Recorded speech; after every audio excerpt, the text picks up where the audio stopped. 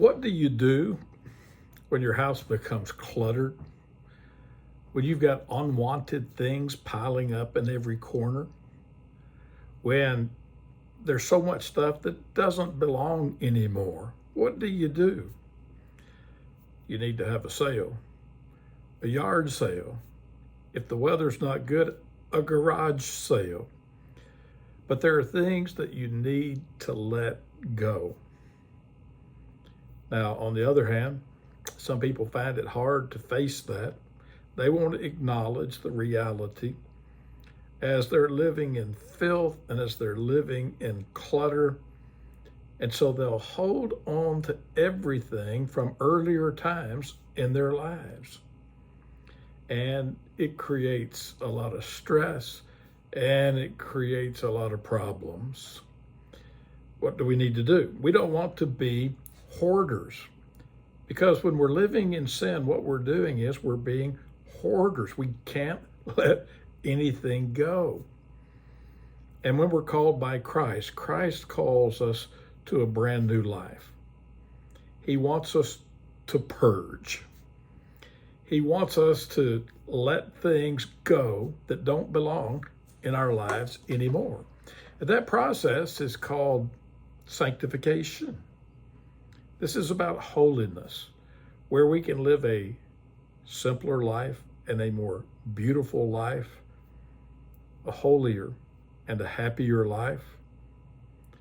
Paul says there's things that we need to get rid of. In the book of Colossians, we read in Colossians chapter 3, beginning in verse 7, "In these things you too once walked."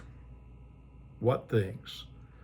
Well, he's been talking about immorality and impurity and passion and evil desires. He says, you used to walk in those in your pre-conversion life.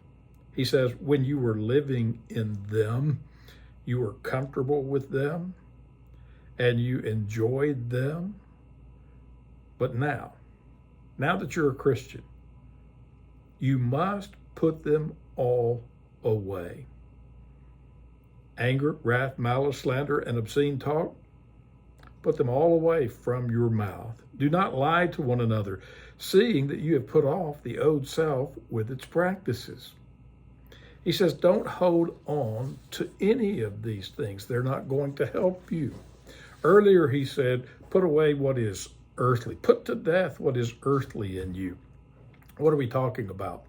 In the book of 1 John chapter 2, beginning in verse 15, I think we find a good explanation. Do not love the world or anything in the world. If you love the world, love for the Father is not in you.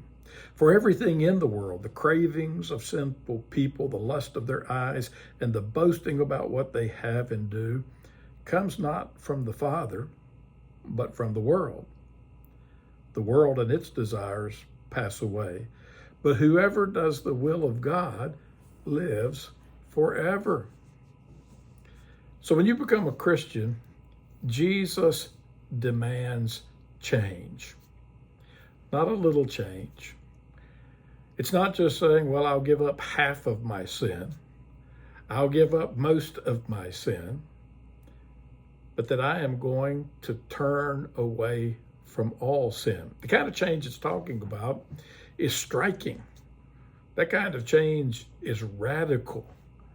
And that's why we need to do some cleaning out of those things that don't belong in our life, things that are no longer needed, no longer wanted. But you've got to admit that those things aren't serving you well. If you can't, it will be hard to change. But if you do, you can get going. And he says you can put away anger and you can put away wrath and you can put away malice and you can put away slander. He adds two things here. He says, put away obscene talk and put away lying to your neighbor. You see, these are the kinds of things we do when we have not turned our back on sin. We will try to intimidate. We will try to deceive and to trick. We'll try to get our way by shocking people.